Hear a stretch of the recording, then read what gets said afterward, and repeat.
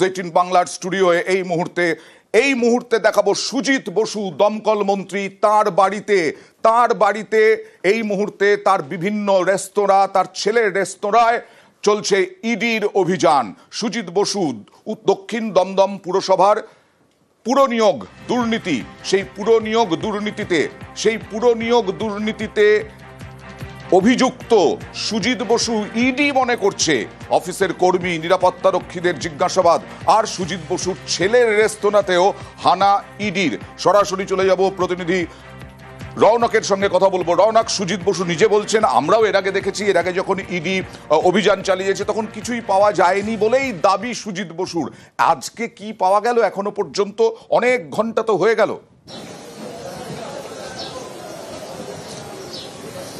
দেখো, সকাল 6টা থেকে এখন প্রায় 2:30 বাজতে যায়। 8.5 ঘন্টা ইডি তল্লাশি অভিযান চালালো এবং দক্ষিণ দমদম পৌরসভার বর্তমান যিনি ভাইস চেয়ারম্যান নিতাই দত্ত 2023 সালের ডিসেম্বর মাসে এই পুর নিয়োগ দুর্নীতিকে কেন্দ্র করে তার বাড়িতে অভিযান চালানো হয়েছিল। ঠিক আজও সকাল 6টা নাগাদ ইডির আধিকারিকরা এই বাড়িতে আসে। কিছুক্ষণ আগে তারা কিন্তু তাদের তল্লাশি অভিযান চালিয়ে বেরিয়ে যায়। 8.5 ঘন্টা এই বাড়িতেই তল্লাশি অভিযান চালানো হয় এবং অন্যদিকে এখনো সুজিত বসুর যে রেস্টুরেন্ট, সেই রেস্টুরেন্টে তল্লাশি অভিযান চালানো হচ্ছে। এবং সুজিত যেটা জানাচ্ছে যে গত বছর যখন জানুয়ারি মাসে 2024 সালে এই পুর নিয়োগ দুর্নীতিকে কেন্দ্র করে 14 ঘন্টার কাছাকাছি সুজিত বসুর বাড়িতে তল্লাশি অভিযান চালানো হয়েছিল।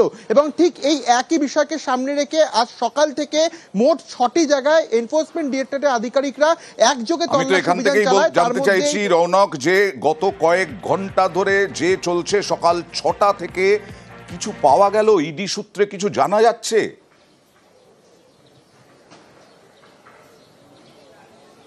দেখো, একেবারে ইডি সূত্রে জানা যাচ্ছে 2023 সালে যখন এই নিতাই দত্তের বাড়িতে অভিযান চালানো হয়েছিল সেখান থেকে বেশ কয়েকটি নথি উদ্ধার করা হয়েছিল এবং সেই নথির ভিত্তিতেই এই পুর নিয়োগ দুর্নীতি মামলার তদন্ত করছিল এনফোর্সমেন্ট ডিরেক্টরেটরা।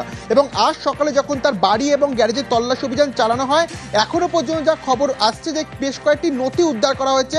এছাড়া কিন্তু সে অর্থে ইডির তদন্তকারী আধিকারিকরা বেশ কয়েকটি নথি উদ্ধার করা হয়েছে। ইডি অভিযান চালিয়ে কি পাচ্ছে না পাচ্ছে সে বিষয়ে এখনো ধোঁয়াশা।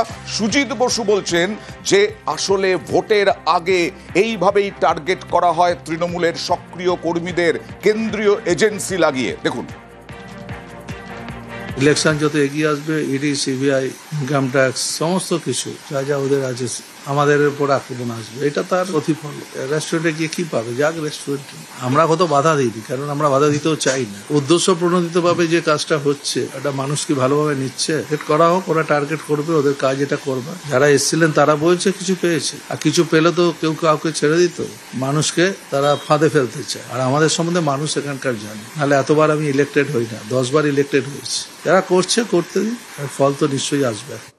সুজিত বসু দাবি করছেন কেন্দ্রীয় এজেন্সি টার্গেট করছে সক্রিয় কর্মীদের।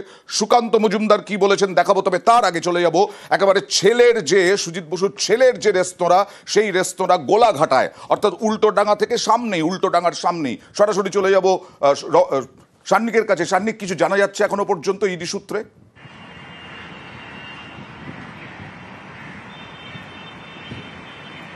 দেখো অরিন্দু, আজকে সকালবেলা প্রায় 9:30 পৌনে 10টা নাগাদ এই রেস্তোরাঁতেও ইডি আধিকারিকরা প্রবেশ করেন। শুধুমাত্র এই একটি রেস্তোরাঁ নয়, আজকে এর পাশাপাশি লেকটাউন মোড়ে সুজিত বসু নিজের একটি রেস্তোরাঁ রয়েছে, সেই রেস্তোরাঁতেও আজকে সেখানেও ইডি আধিকারিকরা ঢোকেন। মূলত দুটি রেস্তোরাঁর ক্ষেত্রে একটা জিনিস আমরা যেটা দেখেছি, যে ভেতরে প্রবেশ করার পর ইডি আধিকারিকরা সেই রেস্তোরাঁর যা হিসেব নিকেশ, অর্থাৎ যে আর্থিক লেনদেন সেই রেস্তোরাঁর খাতে হয়েছে, সেই সমস্ত কিছু তারা, সেই নথিগুলো তারা বারংবার খতিয়ে দেখছেন। এর আগেও তোমার মনে থাকবে 2024 সালে যখন সুজিত বসুর বাড়ি এবং অন্যান্য অ্যাড্রেসে যখন সেই সময়ও ইডি আধিকারিকরা রেড করেছিলেন, সেক্ষেত্রেও কোনো পর্যাপ্ত নথি তারা পাননি, যেটা দিয়ে পরবর্তীতে সেই তদন্তকে আরো এগিয়ে নিয়ে যাওয়া যেতে পারে। এক্ষেত্রে ইডি আধিকারিকরা মনে করছেন সুজিত বসু বা তার আত্মীয় স্বজনদের যা প্রপার্টি রয়েছে তার মারফত, অর্থাৎ তার বিজনেস প্রপার্টিগুলো মারফত যে আর্থিক লেনদেন হয় সেই দিকে নজর দেওয়া প্রয়োজন রয়েছে। তাই এই অ্যাড্রেসগুলোতে আজকে রেড চলছে। এখন এটাই দেখার এখান থেকে নতুন কি তথ্য উঠে আসে, আর্থিক লেনদেনে কোন রকম অসঙ্গতি পাওয়া যায় কিনা ইডির তরফে। ইডির এই অভিযান কতটা সফল হয় সেটাই দেখার, কারণ সুজিত বসু বলছেন এর আগেও তো এসেছিল, হানা দিয়েছিল, কিন্তু কিছুই তো পায়নি। আর সুকান্ত মজুমদার তোপ দাগছেন সুজিত বসুকে। ইডির যে রেড হচ্ছে যতদূর আমাদের কাছে খবর তারা হচ্ছে মিউনিসিপ্যালিটি রিক্রুটমেন্ট স্ক্যাম নিয়ে কাজ করছে। আপনারা জানেন এই মিউনিসিপ্যালিটি রিক্রুটমেন্ট স্ক্যাম এসএসসির সাথে উঠে আসে, কোর্টের নির্দেশে ইডির হাতে সেটা যায়। কোর্ট বলেছে এটা তদন্ত করছে, ইডিকে দোষ দিয়ে কি হবে? ইডি তার কর্তব্য পালন করছে, চুরি করবে ধরবো না তা তো হতে পারে না। মোদিজির নীতি না খাউঙ্গা না খানে রুঙ্গা। আর উপপুরপ্রধান তার বাড়িতেও ইডির হানা। উপপুরপ্রধান নিতাই দত্ত, তার বাড়িতেও ইডির তল্লাশি। নিতাই দত্তর বাড়ি থেকে উদ্ধার কয়েকটি নথি। 2016 থেকে 2020 পুরসভায় নিয়োগে দুর্নীতির অভিযোগ। পুরসভা ও অয়নশীলের মধ্যস্থতাকারী নিতাই মধ্যস্থতাকারী হিসেবে কাজের অভিযোগ। পুরসভা নিয়োগ দুর্নীতিতে 2016 থেকে 2020 মধ্যে দক্ষিণ দমদম পুরসভায় এই সময়কালে প্রায় 300 নিয়োগ অবৈধভাবে হয়েছে বলে অভিযোগ কেন্দ্রীয় তদন্তকারী সংস্থার। গ্রুপ সি ডি গাড়ির চালক, সুইপার থেকে assistant engineer, sub assistant engineer সহ একাধিক পদে নিয়োগ করা হয়েছে। অয়নশীলের সংস্থার মাধ্যমে নিয়োগ, আর নিয়োগের ক্ষেত্রেই দুর্নীতি। একাধিক মধ্যস্থতাকারীর মাধ্যমে চাকরি প্রার্থীর তালিকা পৌঁছে গেছে অয়নশীলের সংস্থার কাছে।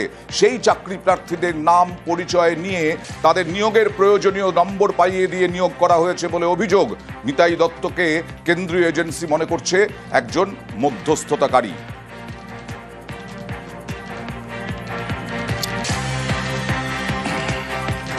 লাইট দরকার ছিল তো। বিহারের সম্ভাব্য ভোট প্রার্থী প্রতারক রাজীব রঞ্জন প্রমোটার গ্রেফতার হয়ে গেলেন, কারণ এক অবসরপ্রাপ্ত বিচারপতির সঙ্গে প্রতারণার অভিযোগ। অবসরপ্রাপ্ত বিচারপতিকে প্রতারণার অভিযোগ, বিহার যোগ, কোটি টাকা হাতানোর অভিযোগে ধৃত প্রমোটার। বিধাননগর গোয়েন্দা শাখার হাতে পাকড়াও রাজীব রঞ্জন। সরাসরি চলে যাব প্রতিনিধি অনুপের কাছে। অনুপ, কি জানা যাচ্ছে এখনো পর্যন্ত অবসরপ্রাপ্ত বিচারপতির কি অভিযোগ? কতদিন আগে এরকম প্রতারণার মধ্যে পড়েছিলেন অবসরপ্রাপ্ত বিচারপতি? আর এই রাজীব রঞ্জনই বা কে? দেখো, অবসরপ্রাপ্ত বিচারপতিকে প্রতারণার অভিযোগ, এই অভিযোগেই কিন্তু প্রমোটার রাজীব রঞ্জন কুমার তাকে গ্রেপ্তার করা হয়েছে বিধাননগর গোয়েন্দা শাখার পুলিশের পক্ষ থেকে। কারণ এই অবসরপ্রাপ্ত বিচারপতি বিধাননগর পূর্ব থানায় একটি লিখিত অভিযোগ দায়ের করে যে তিনি প্রতারিত হয়েছেন এবং কয়েক কোটি টাকার থেকে প্রতারিত করা হচ্ছে, এবং রাজীব রঞ্জন কুমার নামে এই ব্যক্তি প্রমোটার একেবারে প্রতারণা করেছে। এরপরেই কেসের তদন্তভার নেয় বিধাননগর গোয়েন্দা শাখার পুলিশের পক্ষ থেকে দেখা যায় যে একেবারে রাজীব রঞ্জন কুমার তিনি বিহারে একটি জায়গায় রয়েছে। বিহারে ইতিমধ্যেই পুলিশের পক্ষ থেকে পরবর্তী সময় পুলিশ রওনা দেয়। গোয়েন্দা শাখার পুলিশ সেখান থেকে গ্রেপ্তার করে ট্রানজিট রিমান্ডে কলকাতায় আনে। কলকাতায় আনার পরে 8-10 দিনের পুলিশি হেফাজতের ইতিমধ্যেই পাওয়ার পরে দফায় দফায় জিজ্ঞাসাবাদ করা হচ্ছে। যেটা পুলিশ জানতে পারছে যে শুধুমাত্র প্রথম যে বাড়ি, অর্থাৎ সেই বাড়ি নয়, পরবর্তী ক্ষেত্রে আরও 2টি বাড়ির ক্ষেত্রে কিন্তু একই রকমভাবে তাকে বিক্রি করা হয়েছিল, সই জাল করে কিন্তু গোটা প্রতারণা চক্র চালিয়েছিল। এবং পরবর্তী ক্ষেত্রে এই কয়েক কোটি টাকা তিনি প্রতারিত হয়েছেন যখন বিচারপতি অবসরপ্রাপ্ত তিনি জানতে পারেন, তিনি একেবারে থানায় লিখিত অভিযোগ দায়ের করে। সেই অভিযোগের ভিত্তিতেই পুলিশ তদন্তে নামার পরেই রাজীব রঞ্জন কুমার তাকে গ্রেপ্তার করে। শুধুমাত্র একটা অভিযোগ নয়, এরকম একাধিক অভিযোগ রয়েছে অভিযুক্তের বিরুদ্ধে। এর আগেও জেল খাটার অভিযোগ রয়েছে একই প্রতারণা মামলায়, এবং নতুন করে একবারে বিচারককে যে প্রতারণা অবসরপ্রাপ্ত সেই ঘটনায় কিন্তু তাকে গ্রেপ্তার করা হয়েছে এবং তার কাছ থেকে আরও বেশ কিছু জিজ্ঞাসাবাদের তথ্য উঠে আসছে। বিহারে যে বিধানসভা নির্বাচন, সেখানে কিন্তু একেবারে একটি রাজনৈতিক দলে তিনি প্রার্থী হওয়ার কথা ছিল, তার আগেই এই গ্রেপ্তার। অবশ্যই পুলিশের পক্ষ থেকে এই যাবতীয় বিষয় খতিয়ে দেখা হচ্ছে, তারই পাশাপাশি আর কার সঙ্গে গোটা ঘটনায় প্রতারিত করেছে এই অভিযুক্ত প্রমোটার, সেই সমস্ত বিষয় কিন্তু ইতিমধ্যেই তাকে জিজ্ঞাসাবাদ করা হচ্ছে বিধাননগর গোয়েন্দা শাখার পুলিশের পক্ষ থেকে। ওকে, অবসরপ্রাপ্ত বিচারপতি কি বলছেন দেখুন। আমি এই ভদ্রলোককে আগে চিনতাম না, সল্টলেকের প্রমোটার। তা আমাকে একজন দালাল বললো একটা বাড়ি বিক্রি আছে, তা আমিও তখন বাড়ির খোঁজ করছিলাম। তখন এই আমার এই যে এখানে আমি থাকি বিকে ব্লকে সল্টলেকে, সেই বাড়ি আমি ওনার থেকে কিনি। ওর সঙ্গে আমার সখ্যতা গড়ে ওঠে এবং প্রায় বিজনেসের জন্য কিছু টাকা দিতে বলে। আবার আমার ভাই একটা ফ্ল্যাটের জন্য ওকে, ফ্ল্যাট না একটা বাড়ির জন্য ওকে টাকা দেয়, সেখানেও তাকে প্রতারণা করে, সে টাকা আর ফেরত দেয় না। এই ভদ্রলোক অনেক লোককেই এরকম করেছে এবং তাদের টাকা ফেরত দেয়নি। আর আমি এও শুনেছি যে ওর বিরুদ্ধে সিবিআই এর একটা কেস আছে রোটাং না ওই হরিয়ানা এরকম কোন জায়গায়, এবং knowing fully well that I was A high court জাজ, তা সত্ত্বেও করেছে। আর এই রাজীব রঞ্জন, তার বাড়ি, রাজীব রঞ্জন তার 2টো বাড়ি কলকাতায়। প্রথম বাড়ি, সেই প্রথম বাড়ি থেকে এই রাজীব রঞ্জন ধৃত প্রমোটার অবসরপ্রাপ্ত বিচারপতিকে প্রতারণায় ধৃত। সেই প্রথম বাড়ি থেকে প্রতিবেদন আমাদের প্রতিনিধি অনুপের। অবসরপ্রাপ্ত বিচারপতিকে প্রতারণার ঘটনায় গ্রেপ্তার প্রমোটার রাজীব রঞ্জন কুমার। রাজীব রঞ্জন কুমার এই যে একাধিক যে বাড়ি দেখা যাচ্ছে জমি সহ বাড়ি সই জাল করিয়ে কিন্তু একেবারে প্রতারণা করেছিল, তার পরবর্তী ক্ষেত্রে বিধাননগর পূর্ব থানায় তিনি অভিযোগ দায়ের করে। সেই অভিযোগের ভিত্তিতেই পুলিশ তদন্তে নামে বিধাননগর গোয়েন্দা শাখার পুলিশ অভিযুক্ত প্রমোটারকে গ্রেপ্তার করে। ট্রানজিট রিমান্ডে কলকাতায় আনা হয় এবং কলকাতায় আনার পরে তাকে জিজ্ঞাসাবাদ করা হচ্ছে। ইতিমধ্যেই এফি ব্লকের এফি 388 যে বাড়ি, এই বাড়ি দেখিয়ে কিন্তু সই জাল করানো হয়েছিল এবং এই যে গোটা বাড়িতে কাজ চলছিল, পুজোর আগে থেকে কিন্তু এই বাড়ির কাজ সম্পূর্ণ বন্ধ করে দেওয়া হয় এবং এখানে যেন প্রমোটার যারা নিয়োগ করেছিল কেয়ারটেকার, তিনিও জানাচ্ছেন পুজোর আগে পর্যন্ত কাজ হচ্ছে, তারপরে সম্পূর্ণ কাজ বন্ধ। এই ঘটনায় ইতিমধ্যেই অভিযুক্ত প্রমোটার তাকে গ্রেপ্তার করা হয়েছে। শুধু তার বিরুদ্ধে এই অভিযোগ নতুন নয়, এছাড়াও একাধিক অভিযোগ রয়েছে। পুলিশের পক্ষ থেকে হেফাজতে নিয়ে দফায় দফায় জিজ্ঞাসাবাদ করা হচ্ছে অভিযুক্ত প্রমোটারকে। ক্যামেরায় গোপাল ওঝার সঙ্গে অনুপ চক্রবর্তী, নিউজ 18 বাংলা, কলকাতা। আরো একটি বাড়ি, সেই বাড়ি হচ্ছে CA 124। এই জমি বাড়ি দেখিয়ে প্রতারণার অভিযোগ রাজীব রঞ্জনের বিরুদ্ধে। ওই বাড়ি থেকে, এই বাড়ি থেকেই আমাদের প্রতিনিধির প্রতিবেদন। অবসরপ্রাপ্ত বিচারপতিকে প্রতারণার অভিযোগে গ্রেপ্তার প্রমোটার। সিএ ব্লকের 124 নম্বর এই যে বাড়ি, এই বাড়ির জমি এবং বাড়ি দেখিয়ে মূলত প্রতারণার অভিযোগ করেছিল। শুধুমাত্র এফি ব্লক নয়, এফি ব্লকের পাশাপাশি সিএ ব্লকের এই যে গোটা বাড়ি এবং জমি দেখিয়ে যে প্রতারণার ঘটনা, সেই ঘটনায় কিন্তু বিধাননগর পূর্ব থানায় অভিযোগ দায়ের করে অবসরপ্রাপ্ত বিচারপতি। যে অভিযোগ করা হয় যে তার সই একেবারে নকল করা হয়েছিল এবং সই নকল করে কিন্তু এই প্রপার্টি কেনানো হচ্ছিল এবং তার পরবর্তী ক্ষেত্রে অবসরপ্রাপ্ত বিচারপতি জানতে পারে তিনি প্রতারিত হয়েছে। এরপরেই একেবারে বিধাননগর পূর্ব থানায় লিখিত মর্মে অভিযোগ দায়ের, সেই অভিযোগের ভিত্তিতে পুলিশ তদন্ত নামে। তারপরে বিহার থেকে ইতিমধ্যে বিধাননগর গোয়েন্দা শাখার পুলিশ অভিযুক্ত প্রমোটারকে গ্রেপ্তার করেছে। তার পাশাপাশি পুলিশ জানতে পারছে একাধিক আরও ঘটনার একেবারে প্রতারিত চক্র তিনি চালাতেন। শুধুমাত্র এই ঘটনার আগে তিনি গ্রেপ্তার হয়েছিলেন, তারপরেও এই চক্র তিনি কিন্তু সক্রিয়ভাবে চালাতেন বলে এমনটাই পুলিশ জানতে পারছে। ক্যামেরায় গোপাল ওঝার সঙ্গে অনুপ চক্রবর্তী, নিউজ 18 বাংলা, কলকাতা। রাজীব রঞ্জন কুমারের বাড়ি, এটা বলতে পারবো না, এটা সেটাও আমি জানি না। এটা তো বলতে পারবেন পুজোর আগে এসেছিল, পুজোর আগে। আর রাজীব রঞ্জন বিহারের রাজনীতিতে সক্রিয়। রাজীব রঞ্জন কুমার 2025-এ বিভূতিপুর বিধানসভায় লড়ার প্রস্তুতিও নাকি নিচ্ছিলেন রাজীব। কথা বলবো, বিহার থেকে রয়েছেন আমাদের প্রতিনিধি मुकेश कुमार। मुकेश जी, कितना एक्टिव थे पॉलिटिक्स में राजीव रंजन?